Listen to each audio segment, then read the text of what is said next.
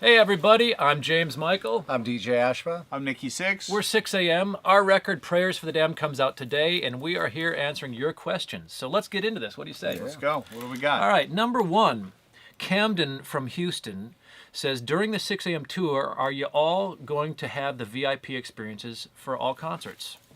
We are going to have the VIP experiences on all of our headline shows. When we're playing festivals, and we are playing a lot of festivals, it's not always up to us, so we don't get to make that decision. We would like to meet all you guys as much as we can, and the possibly in the fall, when we go out and tour, we might be able to do that. Yeah, it's going to be fun. I look forward to those. Yeah. Aaron from Las Vegas. With all the layers that James has been showing us in the 6 a.m. music, how do you compensate for only having one guitar player during the live shows? Okay, yeah, so dude. What they're referring to is I've been doing this little video series where we're kind of dissecting the making of it. I've seen them. They're really What do you think about it? You like I them? shared it. I was a Oh, good. fly Well, on the thanks, wall. thanks. Yeah. It's fun doing, but it has raised a lot of cool questions Yeah. about the process. One of the questions we've been getting a lot deals with is how do we take all of these different layers and then do a live show, based on those layers. So Sure. why don't you explain that? Because it's a pretty interesting That's a great procedure. question, and it really, to be honest, doesn't matter what band you're referring to. Every band has to face this, translating it from what we do to make an album sound great for the ears. You have to do a lot of work. So what I personally do, I go in, and it's physically impossible, obviously, when you're laying down 20 different guitar parts. So you take the most important ones and you kind of rewrite a part from beginning to end that will translate live. So your ear physically doesn't really lose any key elements. So you actually have to recreate a new arrangement of the song that kind of that encompasses the most important parts like of the the recording. best stuff. For a really quick Best example, stuff. really quick example, Prayers for the Damned, everybody's probably heard by now, starting out with the acoustic, that is the main part, and then it goes into a little solo into this next part, and you kind of go through and you handpick the key parts. Yeah, and I think that's, the important thing to remember about that is that everything that's on a recording isn't necessarily intended to be heard or focused on. Exactly. Some of them are just layers that are supposed to be in the background. Yeah. So when you get to the live stage, people are paying attention to other things anyway. So there's a lot of stuff that you don't. We do the same thing with vocals. We do the same thing with bass parts Well, sometimes. it's about the song. It really is about the song. And one thing that we've been able to do is take our songs and break them down to just acoustic guitar, acoustic bass, and James singing. And if it's a great song like that, you just turn up the volume. I basically. believe they say it's correct me if I'm wrong because you mix the albums, but the human ear only focuses on three things at once. Yeah. So that would be lead vocals, and lead vocals. Well, as I lead say, guitar, rhythm guitar. It's not the note that I dropped. So. Good question, Aaron. All right, let's move on here. Melissa from Flemington, what were the main inspirations for the songwriting on the new record? That's a good question. Why don't you start with this one?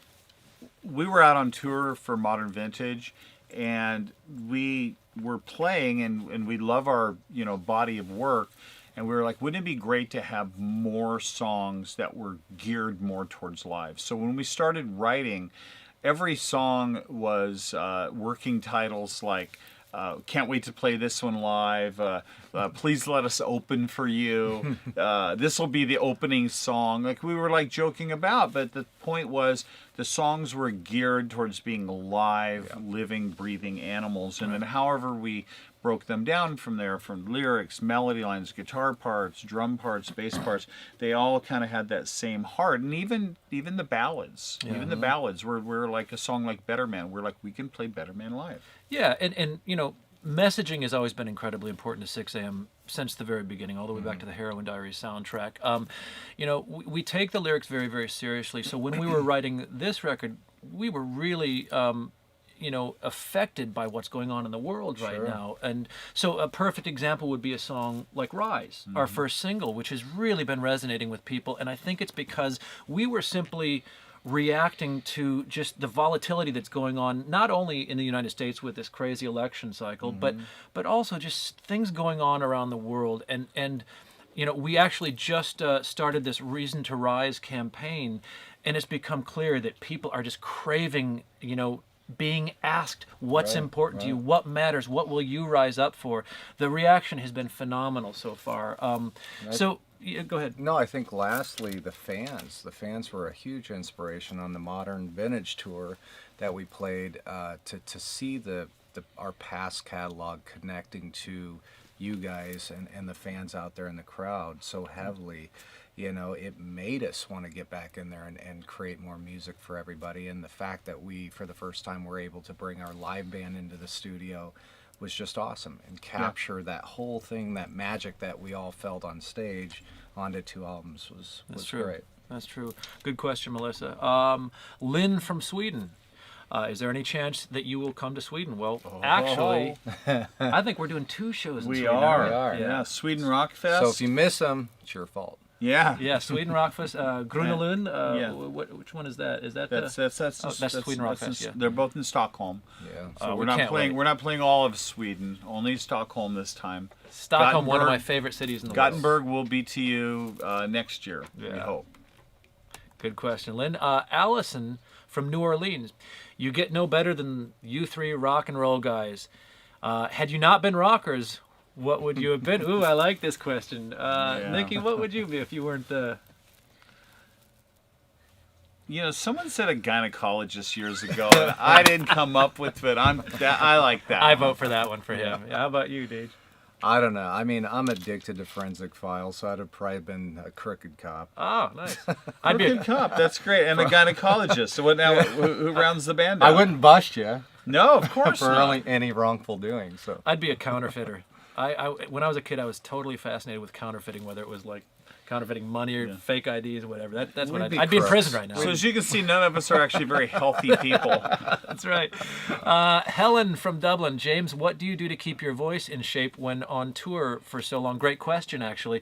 Since 6am hasn't really been a touring band until recently, I never really had to think about that. And so when we'd be writing these songs and these melody lines, we would just we'd push my voice to the limit, and then when all of a sudden it came time for us to tour, it's like, oh my God, what have we done?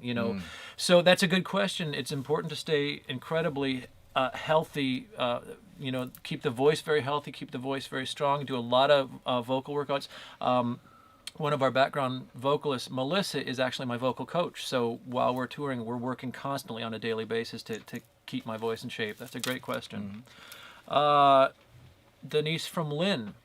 Are the fall shows going to have the same awesome meet and greet packages as the spring tour does? Absolutely. Yeah. Yes. It's a simple. That's going to be great. Because that is the frustrating part about doing the headline shows and the festival shows is we can't really meet as many fans. So we're going to really be able to dive into it. We want to create something really special, and we're kind of thinking about ideas now. So if anybody has any ideas, send them to us. Yeah. Okay, we got time for one more question. Okay. And let's see what we got here. Here we go. Niall, N-A-I-L-L, Niall from Ireland. DJ, what gear are you using on this tour? I am using the Trojan? brand new... Sorry. I teamed up with Schecter, thanks to Nikki introducing me to them. But sick guitars. Amazing. Sick brand new signature guitars with signature strings coming out from Dean Markley, and Kemper amps, and Shure wireless packs and microphones. And we got a lot of cool gear coming. Yeah. Good question. Thank you for the questions. Sorry we couldn't answer more of them. And anyway, the album is out today. Prayers for the Damned, 6am. It's our 4th studio record. We hope you get it. Thank you so much, Sixth Sense, for having us on here. Thank you, guys. And see you guys. We'll see you out on the road. Bye. Peace. Beautiful. All right. Okay.